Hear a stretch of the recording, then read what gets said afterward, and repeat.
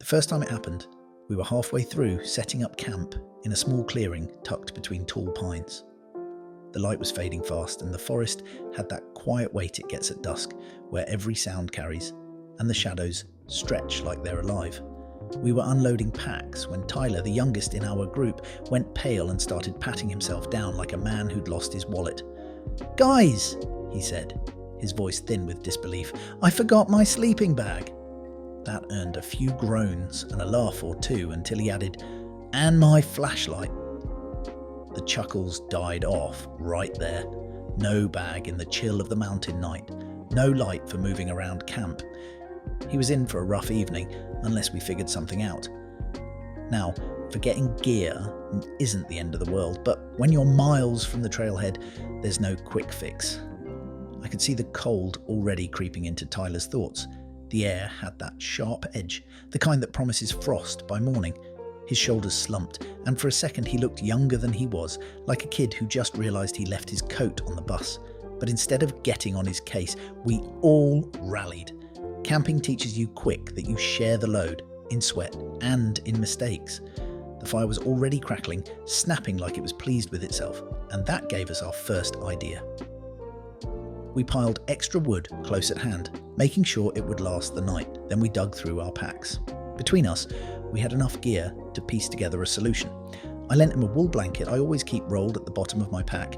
Sarah handed over her spare fleece, and Dave dug out an emergency bivvy he carried, but never used. It wasn't perfect, but stacked together it looked halfway decent.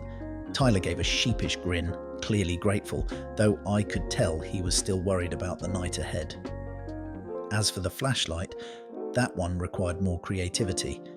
We had headlamps, of course, but we needed Tyler to have something of his own. Dave rigged up a lantern by sticking his lamp into a clear water bottle filled halfway, diffusing the light enough to cast a steady glow.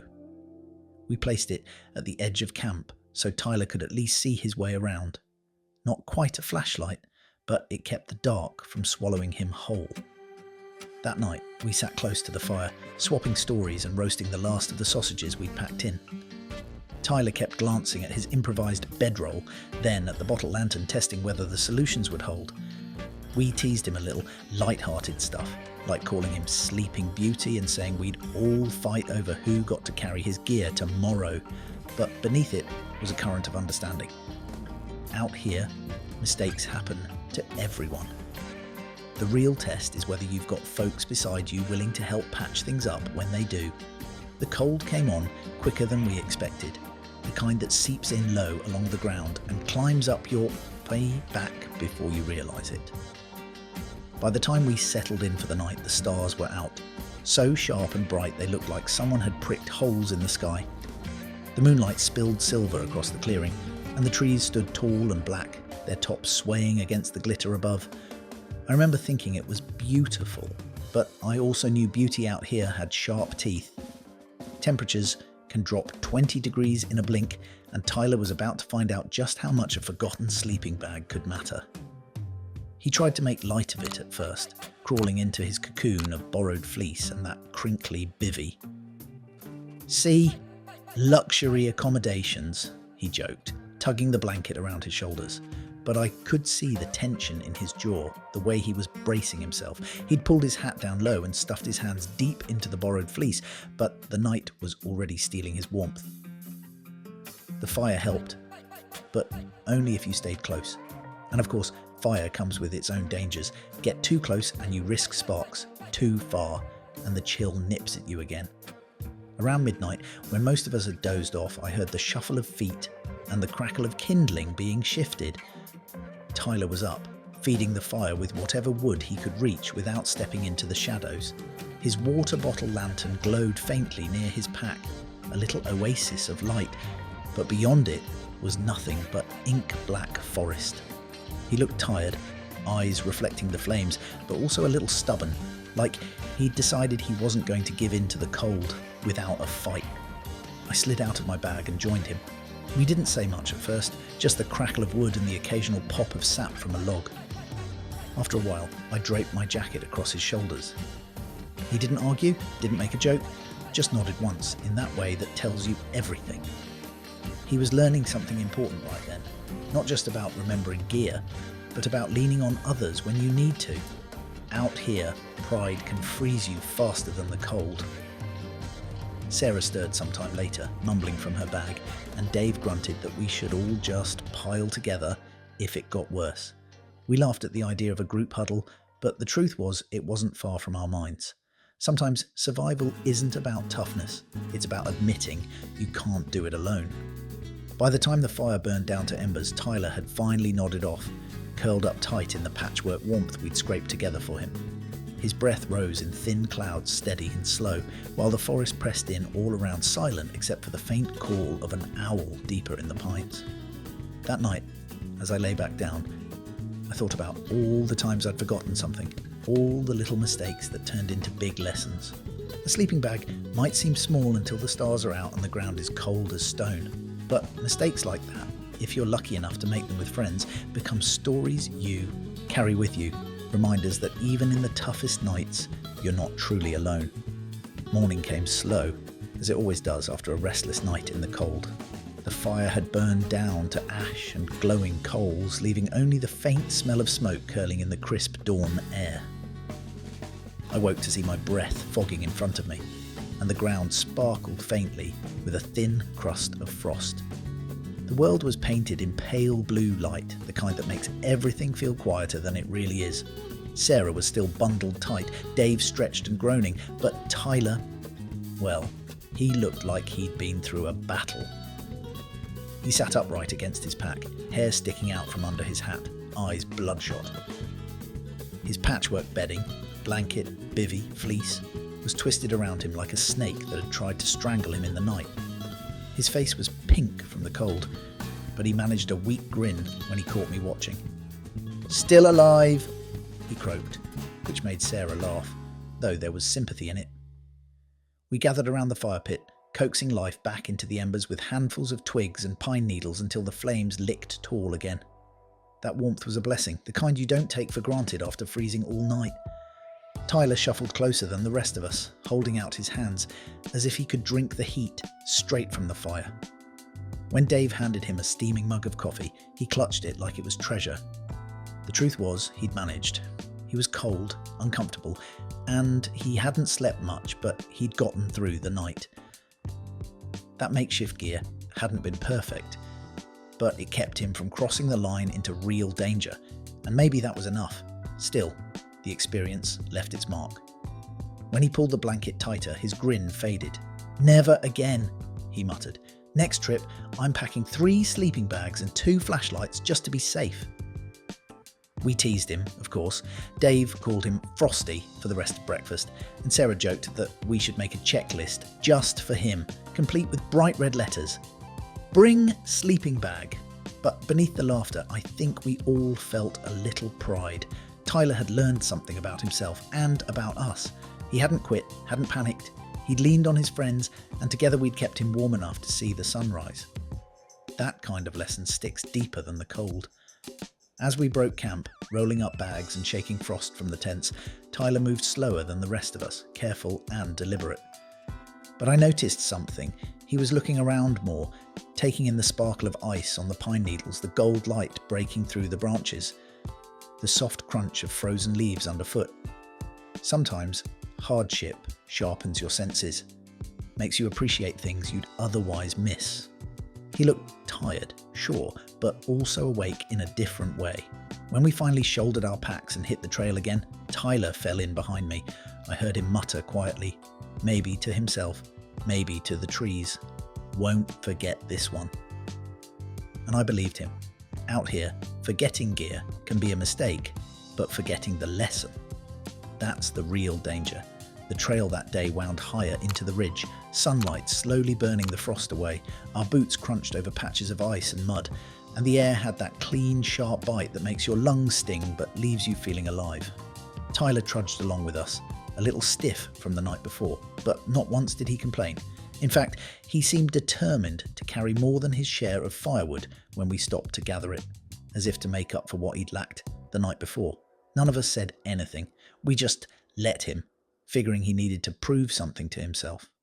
By midday, the sun had some warmth to it, and we found a clearing near a stream to rest.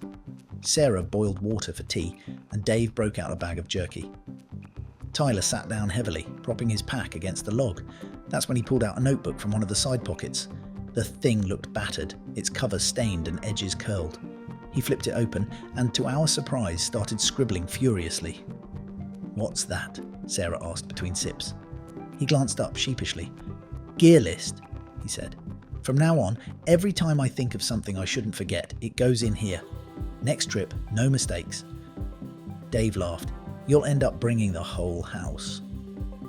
But I could see something different in Tyler.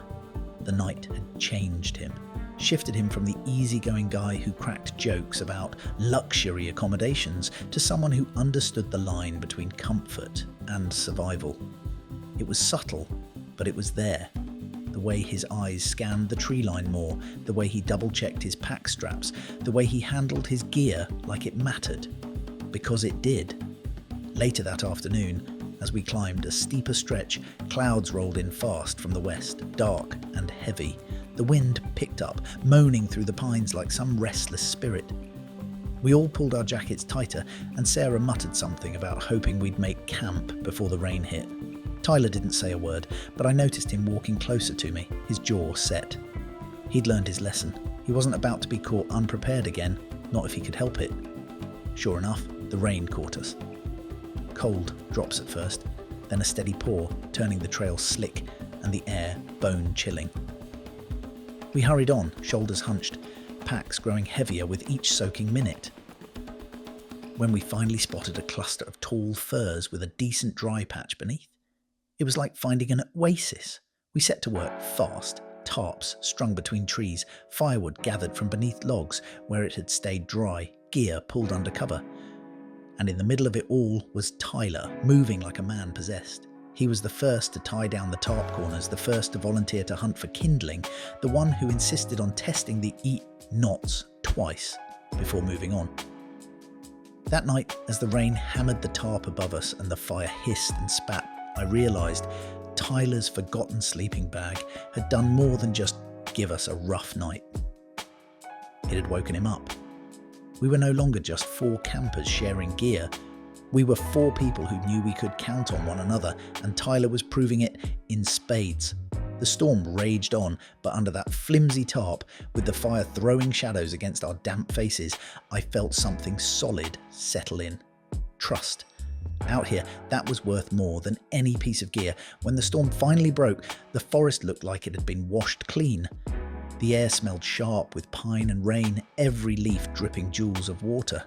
We woke to a grey sky but a calm silence, the kind that follows after a night of pounding weather.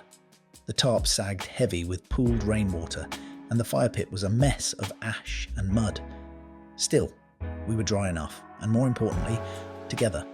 Tyler stretched with a groan, his hair plastered flat, but there was a spark in his eyes that hadn't been there before. Breaking camp that morning took longer than usual. Wet ropes, damp packs, boots caked in mud. But no one was in a hurry. We laughed as we worked, Sarah humming off-key, Dave cracking jokes about selling deluxe rain spa treatments after our soaking. Tyler joined in, grinning wider than I'd seen since we set out. It struck me then. He'd carried more than his share the night before, not just gear but responsibility. And in return, he'd found something heavier than a forgotten sleeping bag. He'd found his place among us. The trail back to the cars was easier, mostly downhill, though the mud tried to steal our boots with every step. Along the way, we told stories, old camping mishaps, half-true tales about bears and ghosts, even that ridiculous one about Dave swearing he once heard Bigfoot on the trail. Tyler listened, then finally added his own. "Remember when I nearly froze because I forgot my sleeping bag? Yeah, never again." His voice carried no shame, only humour, the kind that comes when a hard lesson turns into a story worth telling. By the time we reached the trailhead, the sun had broken through, warm on our faces. We dropped our packs beside the cars, sore but satisfied. Tyler stood a moment longer, staring back at the trail. I asked him what he was thinking. He just shrugged, then said softly, "You don't realise how much you depend on people until you've got nothing but them to keep you going." That stuck with me. Out there, under stars or rain, mistakes will happen, gear forgotten, storms endured, nights colder than you'd like.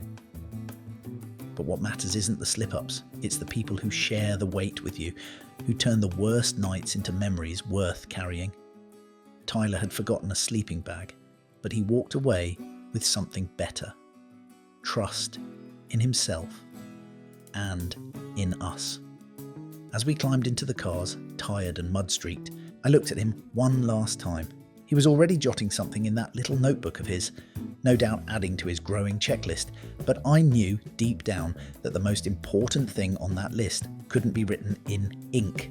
It was written in the firelight of a long night, in the rain beating on a tarp, and in the quiet understanding between friends who had each other's backs. And that's the kind of lesson you don't forget.